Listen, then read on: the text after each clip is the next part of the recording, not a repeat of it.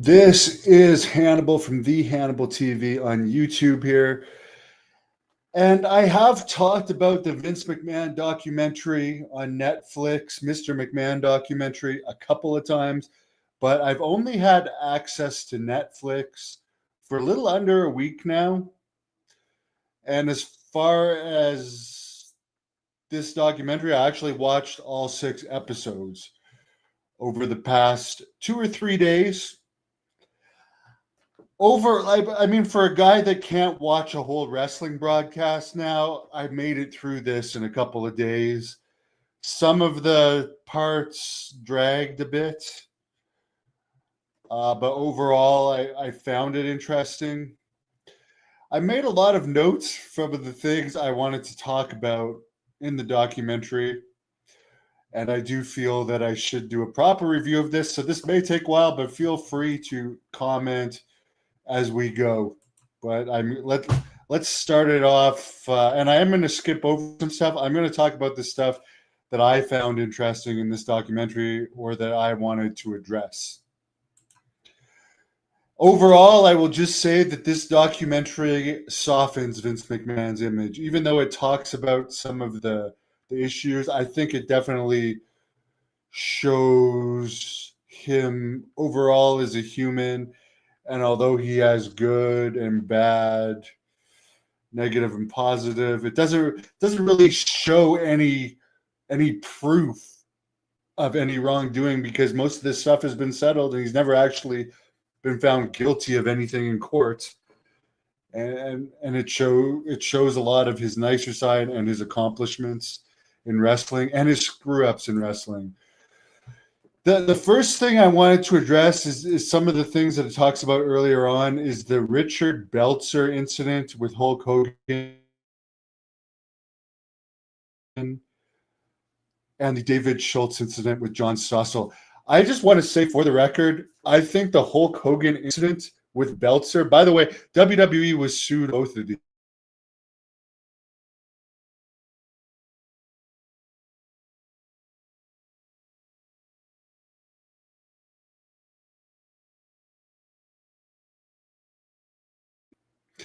Sorry about that. I'm going to have to upgrade the Wi-Fi here in Wichita, Kansas.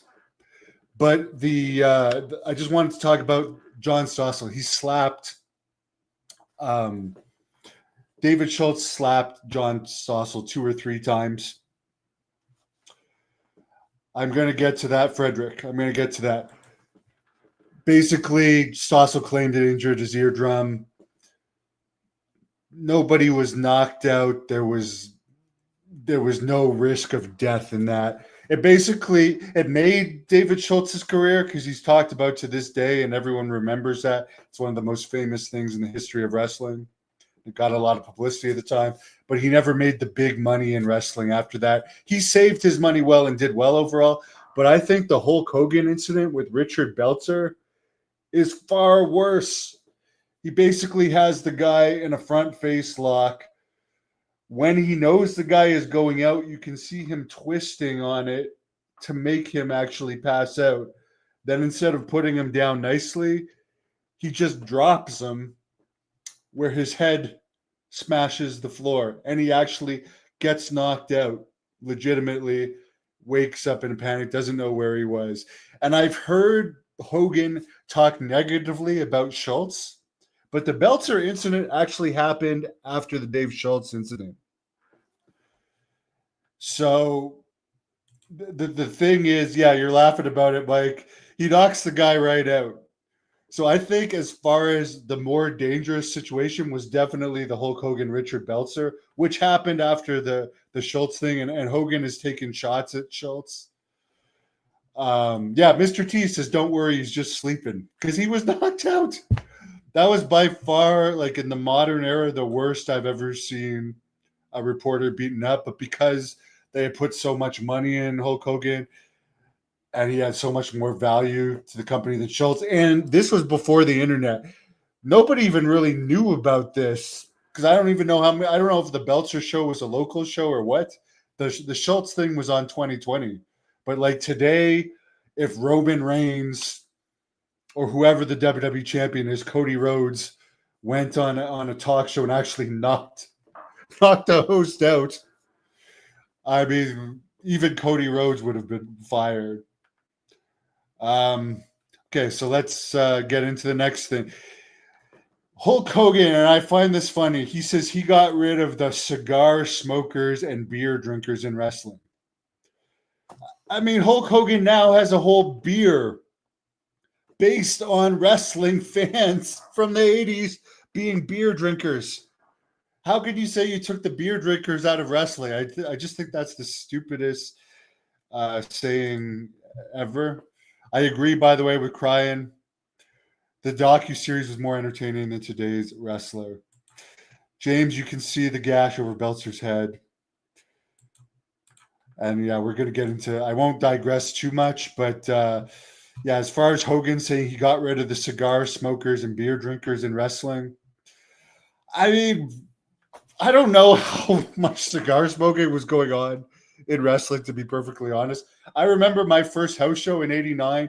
You could still smoke cigarettes in arenas. My uncle was a cigarette smoker. He took me to it. He was smoking, and there was other people smoking in the arenas. So the whole thing that he took the cigar smokers and beer drinkers out of wrestling, I just think that's the stupidest comment ever. Then who are all these people buying your Hulk Hogan Real American beer? People that aren't wrestling fans? Because I guarantee you, your average person is not going to buy the Hulk Hogan Real American beer. They again in this they talked about the Andre versus Hogan wrestling match. They had to convince Andre to come back to do this WrestleMania 3 match. Was he ever gone? And he continued wrestling for years after this. Job to Warrior more than he ever jobbed to Hogan, but the myth that they had to convince Andre to come back to wrestling, and they had no idea if Andre would let Hulk Hogan beat him. If Andre was that beat up and Hulk Hogan supposedly 6'8", 303 pounds, and Andre can barely walk, please tell me how there would have been any risk of Andre the Giant shooting on Hulk Hogan, a guy that they talked about can barely move because of his back injuries. Good job selling the angles. People don't sell the angles anymore. They'll break kayfabe while angles happening. Hulk Hogan is still selling the Andre thing like it's a shoot.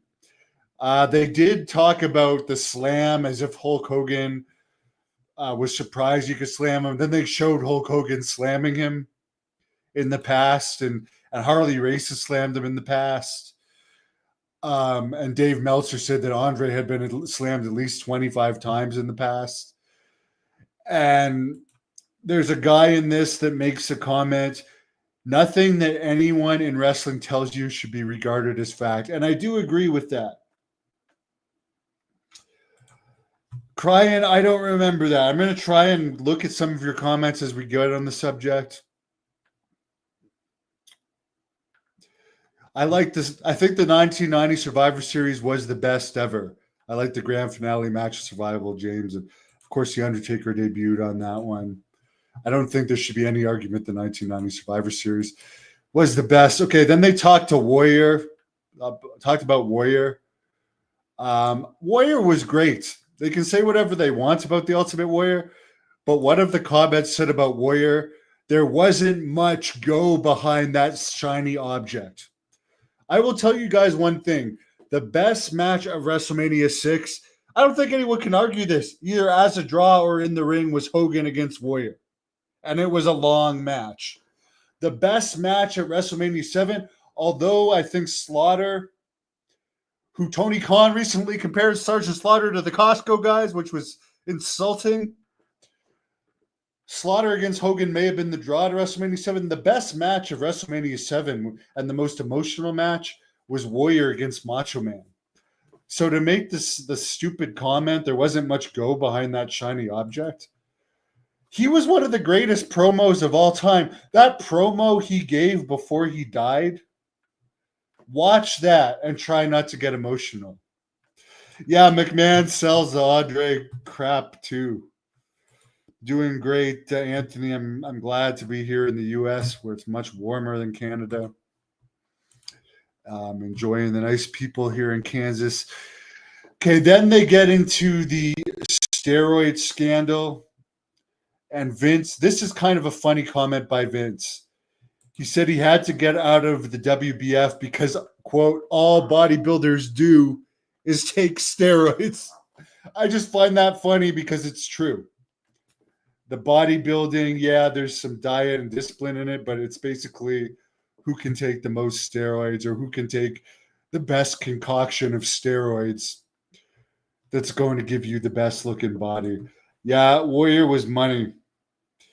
Crying. I mean, you can't. I would rather watch an Ultimate Warrior match, a jobber match with the Ultimate Warrior, than anything from the Full Gear pay-per-view yesterday.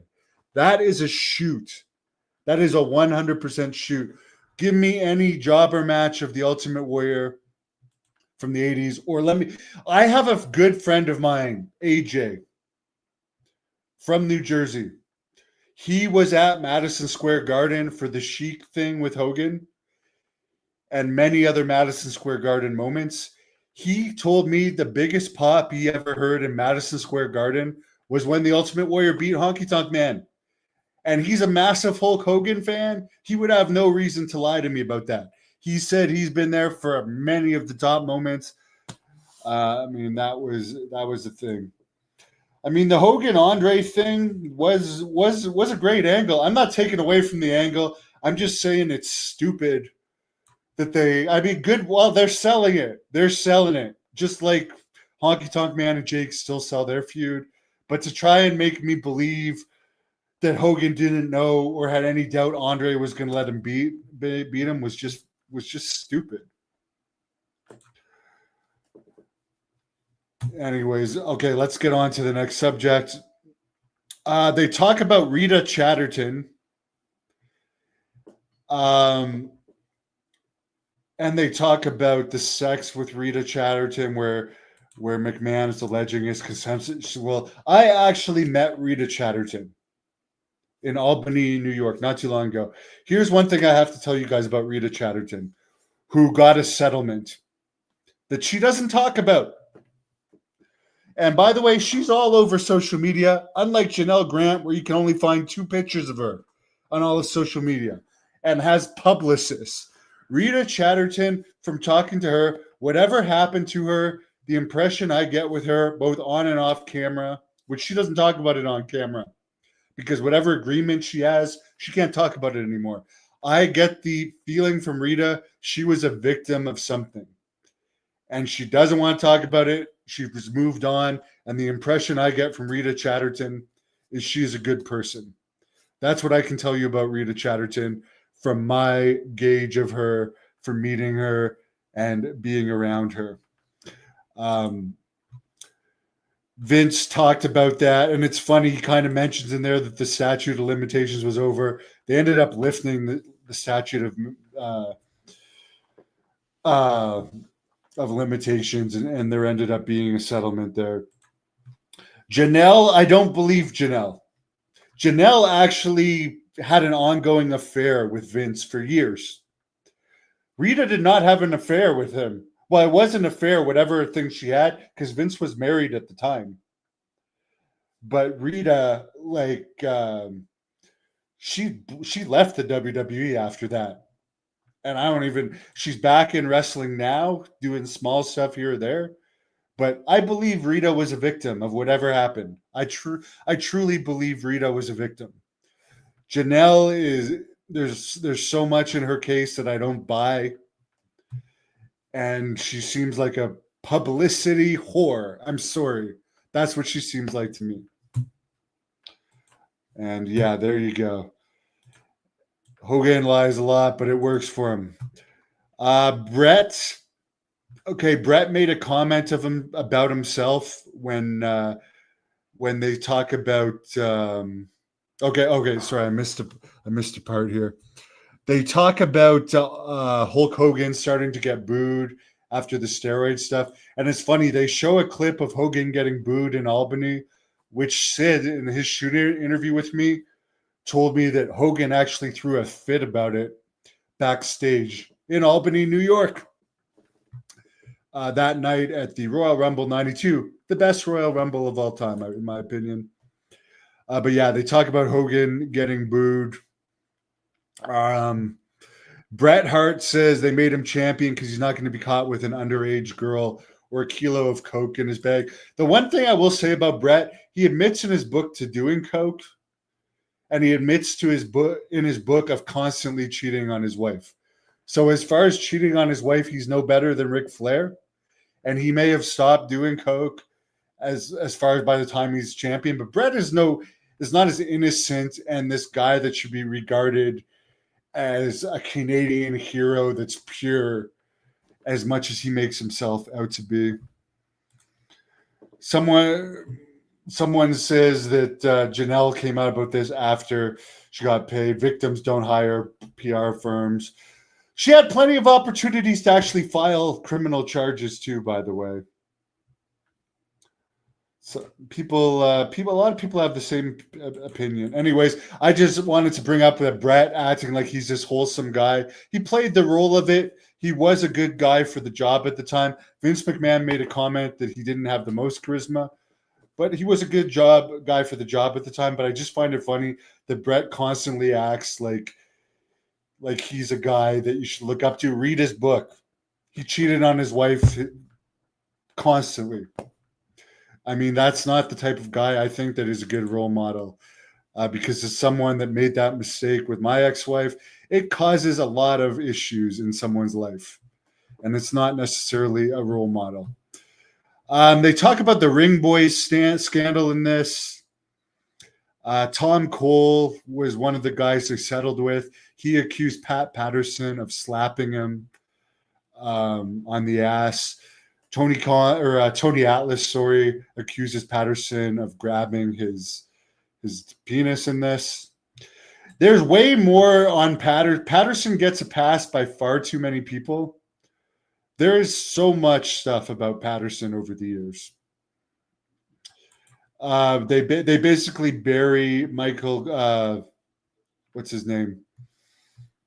The ring announcer Mel Phillips and Terry Garvin in this, but they give Pat Patterson overall. Some people give him a pass in this. I don't think Pat Patterson should get a pass, but he's dead now. But all you guys have to do is actually do some searches, and it's pretty obvious from the people I've talked to that there was a lot of weird stuff going on with Pat Patterson, and he retired for a bit there for a reason. They get into WCW. One thing I say with Eric Bischoff's acting like WCW was so horrible in this before he took over. I liked WCW. I mean, for some reason, I liked it better than the stuff today. I can sit through the early 90s WCW better than the stuff today. For whatever that's worth. Maybe it's just my taste. Maybe it's just the wrestlers I grew up with. I didn't think WCW was that horrible. One thing I will say, when they showed the clips of WCW during the Nitro era, it looked crazy hot. It's nice to see how hot the crowds are. You don't see crowds like as hot as that on a weekly basis today. The Nitro audiences were pumped. They're like dancing in the audience. You can tell they're really into it. They talk about the curtain call in this. Cody says anyone hit. I mean, of course, Shawn Michaels is an executive now in WWE, and so is Triple H. So he's entitled to his opinion. He says anyone his age, and keep in mind, I'm pretty much the same age as Cody, thought the curtain call was cool. To me, as a wrestling fan, I thought the curtain call was a slap in the face to wrestling. Because you don't, like, as a wrestling fan, and everyone has different opinions on it and they're entitled to it. I just want to say, to me, I didn't like the fakeness of wrestling being thrown in my face at that time. The other thing is, it didn't really come out on the internet till years later. I mean, there was a little bit of buzz on it, but until the video started circulating, it's not like in 96 that many people knew about it. I agree with you, James. The simple stuff got good reactions, and overall, the wrestlers in the Survivor Series 1990 were a lot more over by percentage than anyone in WWE and AEW today. There's a lot more over people in WWE than there are in AEW. But like if you watch Survivor Series 1990, everyone on the show was pretty over to an extent. Now there's a lot of people in these companies that aren't really over and are very forgettable. Even Coco Beware, you could say he was one of the guys in Survivor Series 1990 that was one of the less over people. Everyone remembers Coco Beware. And there's Roman. He didn't know about the curtain call till 2000. Like they overblew it. I know there was punishment at the time, but like they overblew it as if the fans knew. People that didn't really come out till years later. Yeah, they told better stories, way better stories back then.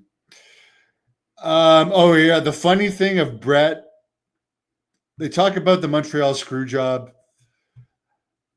Bret's claiming he never banged Sonny. Bret apparently changed in Sonny's dressing room, and he admitted to cheating all the time on his wife. He was definitely close with Sonny. Sonny's known to have had sex with a lot of guys. A lot of guys in wrestling. Is it that unbelievable to think that Bret may have had sex with Sonny at some point? Wrestlers lie a lot. I don't see why it's not possible that Bret couldn't have had sex with Sonny. He changed in her dressing room. You got to find that a bit weird. Why was he so offended about the Sunny Days comment? If it wasn't true. I don't know. I don't know if I'd 100% believe on Bret that he never had sex with Sonny, considering, for lack of a better word, what a slut she was. And him saying he always cheated on his wife. And the closeness that they were. That's my opinion on it. I'm not going to say they 100% did it. I'm saying I would suspect they did it, whether they're kayfabing it now or not. The funny thing is when he's talking about the Montreal Screwjob, Triple H says it was his idea. So we got Vince Russo saying it's his idea, Jim Cornette saying it's his idea. Triple H is now taking credit for the Montreal Screwjob. Where Triple H and Shawn Michaels, where they're on tape. I mean, I still think it was there's a chance there was more work than unworked. I'll just say that. But them saying why they denied it after was Vince McMahon told them to not admit that they knew anything. They come off looking as cowards in that part. But here's something I found funny. Bret Hart, and this is an example of how wrestlers lie and exaggerate. Bret Hart smashed the monitors to pieces after the Montreal Screwjob. I was there that night. You can see me on the free-for-all behind Michael Cole at one point. There was no monitors smashed to pieces, and they even show him slamming the monitors. These are monitors designed not to break into pieces. They just bounce. He throws it on the ground and they bounce. So I just find it funny the way he tells the story. I smashed the monitors to pieces as if they exploded. And they clearly didn't explode. They just bounced off the ground. These are monitors designed to not break if people go through tables. I would say more likely than not, it's a work, considering Bret came back and made more money than ever, went to WCW and made more money than ever. And Vince McMahon actually changed the tide with WCW by becoming the Vince McMahon character. Also, Scott Hall and Kevin Nash, close friends of Shawn Michaels, say it was a work. And Bret recorded Vince McMahon. That's illegal, and put it in the documentary. Vince McMahon sold the punch while he's walking down the aisle after, or down the hallway. I mean, there's a lot of weird stuff in it, and three literally of possible the greatest workers of all time. Vince is probably the greatest worker of all time. Shawn is up there. Bret is up there. If any three people could pull that off, it would be them. I don't see why it wouldn't be a work, considering how much money they all made off of it. Please someone tell me in the comments, how did Bret end up getting screwed? How did he get screwed? He went to WCW, made like $3 million a year. Then he got a Lloyd's of London settlement from the Goldberg concussion. even though he wrestled 10 matches after that and has probably been concussed many times in his life, but he's pinpointing it all on Goldberg. But then he got a Lloyd's of London settlement on top of his WCW pay. Then he goes back to WWE, becomes the U.S. champion at one point, becomes a commissioner at one point, main events WrestleMania against Vince McMahon, and he's still under some type of a contract with him to this day. Well, Brett's a great worker. Brett's a great worker. There's a lot of Vince McMahon stuff in this where he's working in this documentary that seems pretty genuine too. Anyways, I'm just saying, I'm putting it out there. I believe it's more likely than not there's a lot of elements of that were a work, if not the whole thing, just based on everything. Let's get back into this. But and again, I'll just say this for record. Brett did not get screwed. Wendy Richter got screwed when Moolah changed the finish on her because she never got back in WWE. And her career went down after that. She never made money again, really, after that, like she was making. Brett actually went on to make more money. The Screwjob made him more famous than ever. And then he comes back and makes even more money with WWE and still with them to this day. So please tell me. Yeah, Brett is always depressing to listen to. He definitely is. I mean, that's the one thing where you can wonder if it was a work or not. There's a lot of things that make it seem like it's a work, but Brett is just this bitter, depressing guy these days. Considering all the fame he got and all the money he made, and that he's had several very hot wives since the original one that he had. Nothing in wrestling is what it seems. There you go. Okay, so let's get back into this. The other thing that I like that they show in this is how the Austin McMahon angle went and how they kayfabe the Austin McMahon thing throughout the whole angle. You never saw them break kayfabe, and it really got over. Seeing the crowds with the Austin McMahon angle going crazy, I mean, that's pretty cool. They really make it seem like, oh, the violence and sexually explicit language. First of all, they never used the F word. They gave the fingers in the Attitude Era. But here's the thing that bothers me. They get on like, oh, Vince is profiting from sexual content and violence in the Attitude Era. Wrestling is still better than R-rated movies. There's no F words in it in general. I mean, the blood and gore, well, it is oftentimes real blood. I mean, it's not there's no people getting killed like in movies. There's no outwardly racist stuff like there is in movies. And if wrestling is entertainment, who cares if what angle Vince wants to take? Because it's entertainment.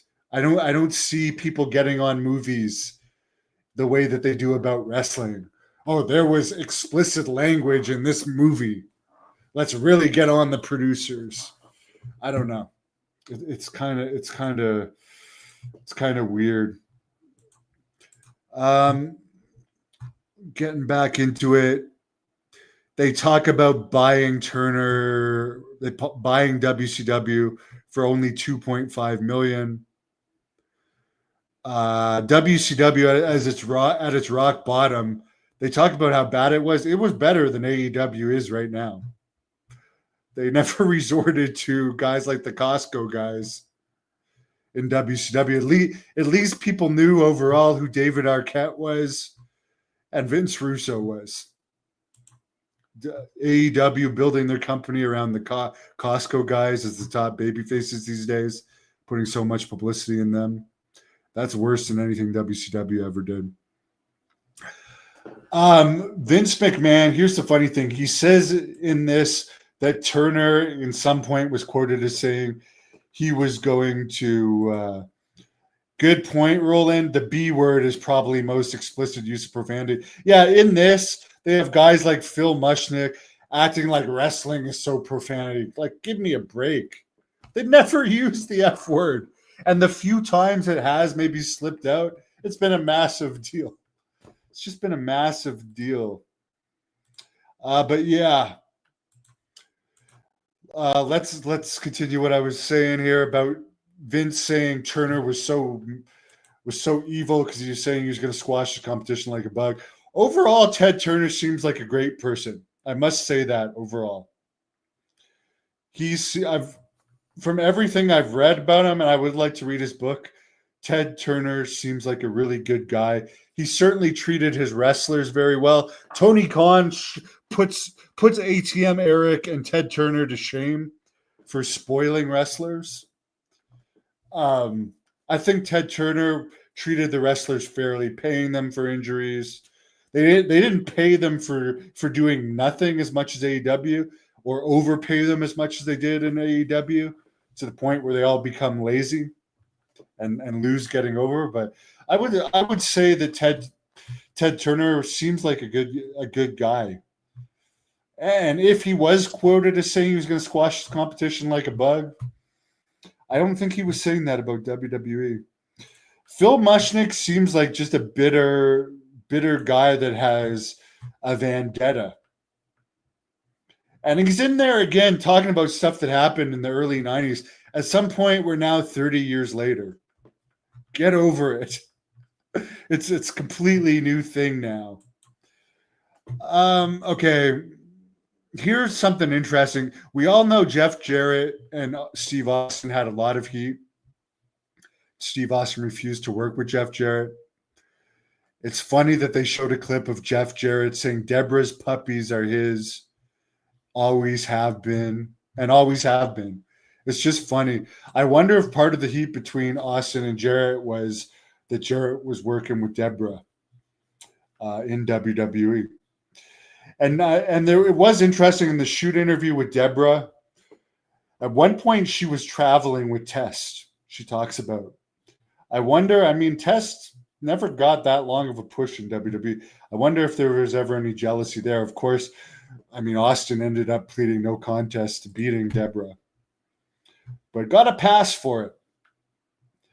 But I just think it's funny. I wonder if anything ever happened between Jarrett and Deborah before Austin, because I mean, Austin was with a woman, Lady Blossom, great woman that had been with wrestlers before, so obviously it didn't bother him, that type of thing.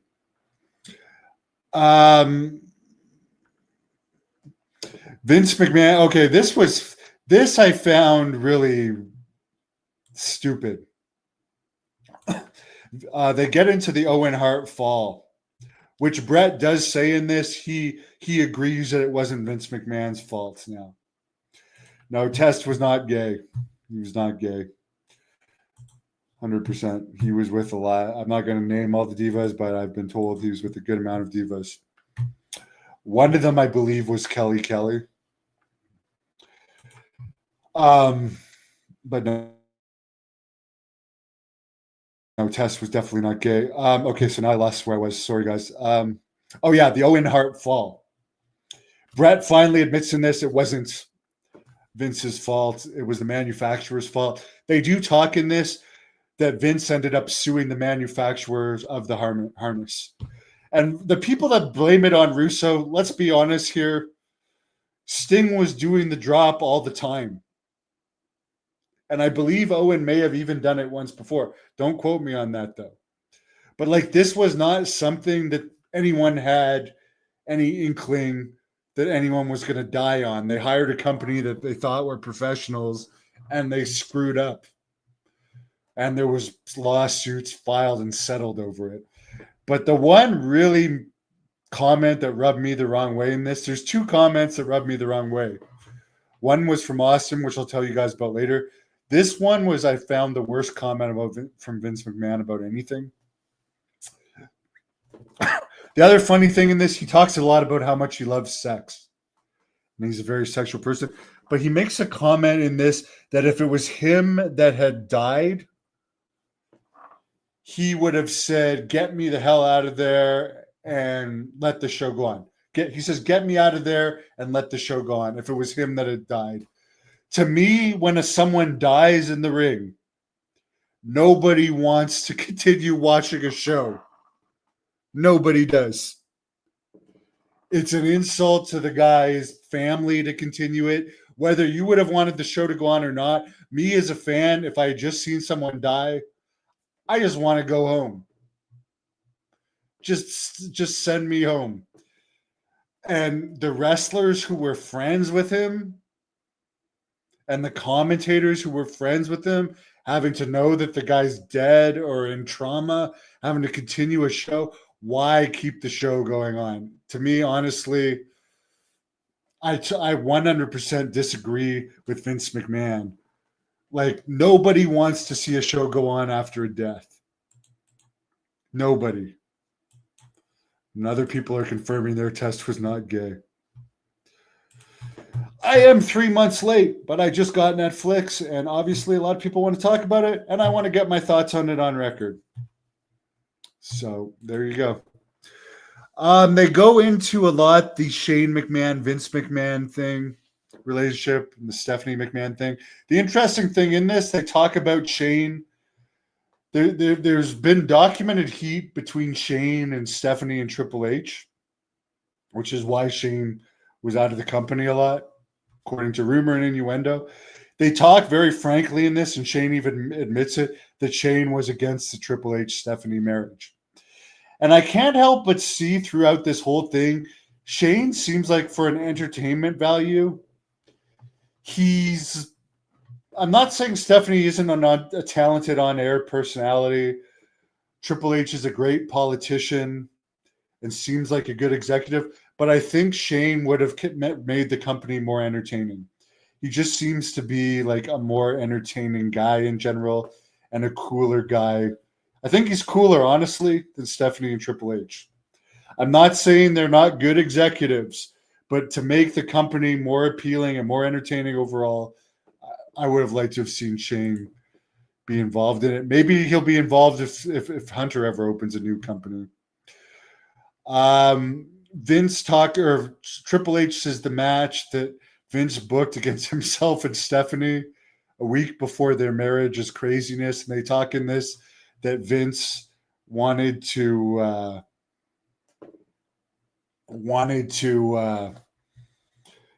actually air the marriage.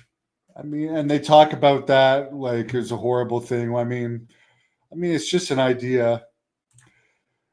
Joseph saying this too nice. Well, yeah, there's a lot of Triple H was never known as the nicest guy. He has a nice side, but he's definitely known as a politician and do whatever he could to the top. I mean, there was heat with Triple H, Shawn Michaels, and The Rock for a long time because apparently Michaels and Triple H were jealous of The Rock. And according to Rocky Johnson, a story he told me directly, there was actually a fight between The Rock and Shawn Michaels at one point. Obviously, they've all made up now, and The Rock actually has more power in the company than Triple H. Shane and Linda are the most normal McMahons, yes. Yeah, Vince and Linda are separated. Linda seems, I have nothing against Linda. She seems like a nice person. Shane, he does seem to love wrestling. The one thing I don't agree is they make it seem like he did all this stunts just to make his dad happy. You, as a guy that's wrestled, and I have wrestled in crowds up to 14,000 in my career. And in Puerto Rico, I wrestled in front of thousands of people all the time. Even Great North Wrestling had crowds in thousands on several occasions. You get a big high off of taking big bumps and crowd reactions. It's a high. It's like, as someone that's done bad stuff from time to time, I'll admit it. The high you get from wrestling and a fan reaction is as similar as a high you can get from negative substances, addictive substances. So for Shane to say, oh, I'm just doing this for my dad and taking these crazy bumps, you cannot tell me that when Shane is in front of stadiums full of people taking crazy bumps, he's not also doing it for the high and to make himself more popular. No, I never had much interest in seeing the young Rock, but apparently there was a character based on the Shawn Michaels thing. at one point in the Young Rock, but I was never really into that. I'm not really. I like The Rock, but I was just thinking to myself the other day. Overall, I still liked Hulk Hogan's movies better than The Rock. But I like The Rock as a character. I think brings electricity to wrestling, and he caused the last little peak in wrestling earlier this year. But I didn't want to feel like watching the Young Rock. But I like The Rock. I hope I get to meet him one day. I've seen him wrestle live a bunch of times. I met his father. Obviously, I interviewed both his father and his mother. I hope to meet The Rock one day. His mother did say she sent the video I did interviewing her to The Rock, and the picture that I took with her to The Rock. So I would assume he at least knows me, but I'm not saying like anything beyond that. I'm sure he's probably heard of me. They talk about. Here's the interesting part. They get into the Chris Benoit murders and the Vince McMahon death angle. First of all, they talk about the stupid Vince McMahon death angle like it was something that was over and people actually cared about. I mean, mostly people thought it was stupid. That's the reality of it. I don't remember anyone thinking that the Vince McMahon death angle was a good angle at the time. But when they talk about it in this, they make it seem like it was a good angle. And the only thing that stopped it was Chris Benoit killing his family. In reality, it was a crappy angle. That may have been the real reason why it stopped. Vince McMahon calls Chris Benoit a monster. They talk about the brain trauma being speculative. I will be honest about this. I think the CTE contributed to his craziness. He lost it. He went crazy. Vince McMahon says it. He went crazy. He went crazy. He killed his wife and child. I don't believe his brain was really mush, because in those days you're on the road still 4 or 5 days a week, driving to arenas, remembering matches. You can't have a mush brain for that. DDP, I just posted a clip of the interview. He thinks that something happened where the wife made him mad because she was a known button pusher. He maybe didn't mean to kill the wife, killed the wife by accident, then lost it, killed the kid, killed himself. Anything's possible. I think CTE played a role in it, is my theory. He looked like he was always on a lot of steroids. He was a juiced up guy. That'll make you go crazy. I don't know what else he was or wasn't on, but he went crazy. All I know is there's a lot of people on steroids and also with CTE that don't kill a small child and a wife.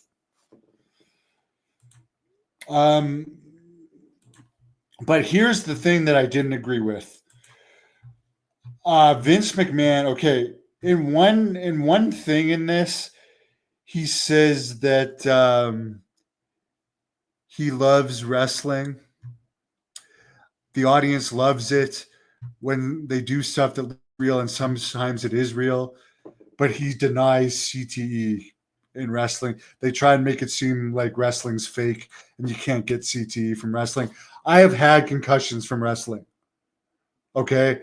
I can tell you get them. Ask Mick Foley. Steve Austin says in this, unless you're doing something wrong, you shouldn't be getting concussions. Accidents happen. I'm sure he got a concussion when Owen Hart dropped him on his head. But here's the thing that pissed me off that Steve Austin says. He says he doesn't believe in CTE. Then they show The Undertaker talking about CTE. How can Steve Austin, wife beater Steve Austin, I'll call him because I think he's a piece of crap, say that CTE doesn't exist when there's so much proof? And as a guy that interviews fighters, retired fighters, and retired wrestlers that are older and literally has seen the effects of CTE, Steve Austin saying he does not believe in CTE just pissed me off. Gerald, yeah, his body did not look normal. Did not look unjuiced. But yeah, them saying CTE is not real and you can't get CTE from wrestling, and Hulk Hogan comparing like Hulk Hogan, who has tons of injuries, like showing like how they do an armbar and faking an armbar as if wrestling's fake. Well, an armbar, give me a break. How could you compare an armbar to a bump? Yeah. Oh, well, I mean, he is. I believe Deborah, and he pled no contest to that. In wrestling, I mean, you hold back, but accidents happen. I've been rocked, and mistakes happen. Scorpio didn't catch me on a dive. I landed head first to the outside. In one instance, Sabu hit me on the head in the back with a folding chair, and another concussion I had. And I also been hit in the back of the head with a stolen a fold-in chair in Puerto Rico. Got a concussion from that. But yeah, I mean, I've had concussions from wrestling that haven't been my fault, and I could probably tell you more examples. But I've felt the effects of CTE, so yeah, I get offended when people say that there's no such thing, and just look at guys like Forrest Griffin, who I've interviewed, and try and tell me I love Forrest Griffin, but try and tell me he doesn't have CTE. Okay, let's go into this. They talk about this untimely deaths. Meltzer brings up the schedule is much reduced. Now they have the easiest schedule ever. They eliminated pretty much house shows other than when they go to Europe. Most of them don't wrestle on both brands. WWE, you're lucky if you're wrestling once a week. AEW, you're lucky if you're wrestling a couple times a month. You can go months without wrestling. They show a clip of Vince McMahon wrestling when he's old in a WrestleMania, and everyone clapping and sucking up to him in the back after his match.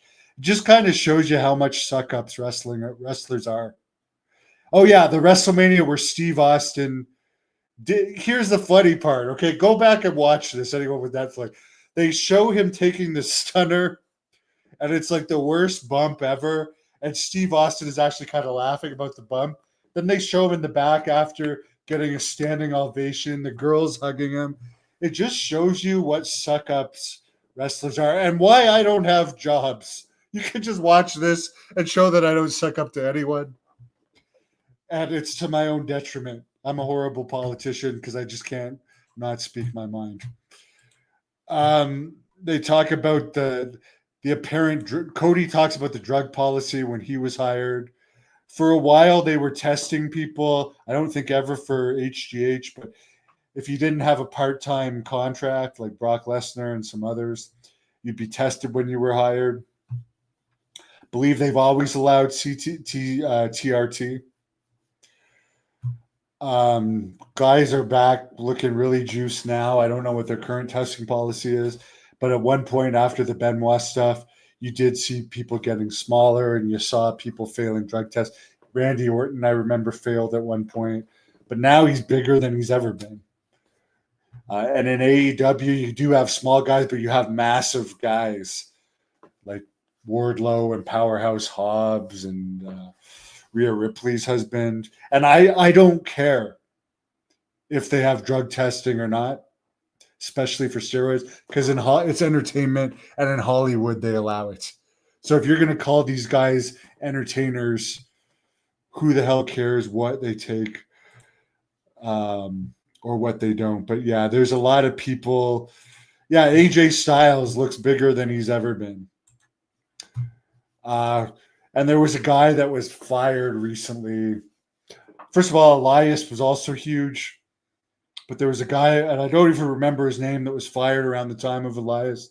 That was jacked to the gills. I mean, and I know when guys are on it and aren't. Like, I've been around the gyms long enough. But yeah, it doesn't bother me. I'm not holding it against them. It could have been him. I don't really remember. He didn't really get that massive a push. Yeah, Jinder, when he returned, I shouldn't say this, but like, yeah, let me just say I have firsthand knowledge on if he did or did not take stuff in his life. Let me just tell you that. And Jinder, who kind of abandoned me as a friend after he got famous, and we used to be really close friends. He definitely looked huger when he was in WWE. But some people, yeah, are like that. They'll guys like Harry Smith aren't. They'll treat you the same. By the way, Jinder, how you liking the independency? At least he made his money. But guys like Harry Smith and TJ and Natty, they'll treat you the same, whether you're famous or not. They'll always treat you like you did when you were in the dungeon. But guys like Jinder, they won't really care about you once they get famous. But now he's not famous anymore. They talk about Sable suing the company for $100 million for making her do things that she didn't want to do. Then they show all the clips of when she came back and did those makeout angles with Sable. Here's the funny thing. They have one of these people talking about the angles Vince did when he was making out with a bunch of women. It's funny that they didn't go into the kiss my ass stuff, making his employees kiss his ass at angles, or his independent contractors. They didn't even get into the independent contractor stuff. But they're in bed with WWE now, so I guess why would they? But the one person says Vince McMahon pulled from his own personal stories to appeal to us, the fans. Let me tell you one thing: the angles, and I agree with Vince Russo on this. When Vince Russo was doing, or when Vince McMahon was writing the angles to make out with all the women, that was not to appeal to the fans. Did that make any fans want to watch wrestling? He's writing the angles of making out to women with women, obviously, because he liked making out with the women. That was the, nobody's going to tell me those were compelling angles. Those were horrible angles. Like those were just, they didn't even make any sense. And the only reason we're still talking about it now is because like he's in charge of creative, booking himself to make out with all these women. Like, give me a break. It was disturbing to watch. Yeah, they were booked. Like, I totally disagree with the person. They were booking this stuff to be more compelling because they were based on his real life scandals. No, he was booking this for himself. They have Meltzer on there saying since Vince McMahon has been out of the company, attendance is the best it's been since 2002. One thing I will say as far as attendance being up, they're doing it based on only doing a couple shows a week. So when you don't run the small towns anymore, people will travel more to the towns. And you only do a few shows a week, of course your percentages are going to be higher. And yeah, they are running stadium shows more, and they're getting people into them. More people are traveling to shows than ever. I'll admit that, but it's not like there's 3 shows a night and you're getting like 10 to 15,000, like in the 80s and Attitude eras, in 2 or 3 towns a night. So you can't tell me that it's as popular as it was then, because it's not. I have regular jobs and I'm a people person. I'm an average person. And I know when people are talking about stuff, like when they were talking about the Jake Paul Mike Tyson fight the other week, people were talking about it. There was a buzz in that amongst people. Or when The Rock came back earlier this year, people were talking about that. People are not talking about wrestling other than wrestling fans these days, or some of the controversies that come up. It's not like I remember everybody was talking about Hogan versus Warrior and Hogan versus Macho Man at WrestleMania 5, or The Rock stuff. I mean, everybody, when The Rock had the It Doesn't Matter, everybody was doing that. Everybody. That was like a thing in popular culture. You'd ask someone something and you say it doesn't matter. Like and you'd see wrestling t-shirts everywhere. I'm not saying they're not doing well and making more money than ever.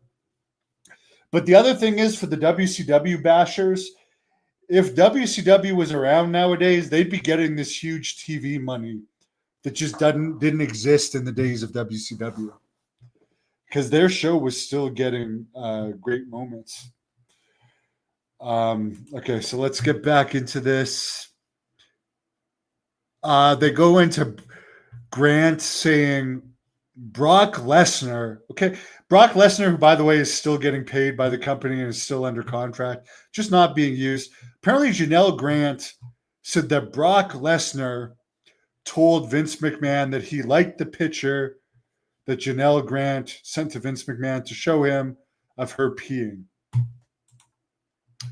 So again, like,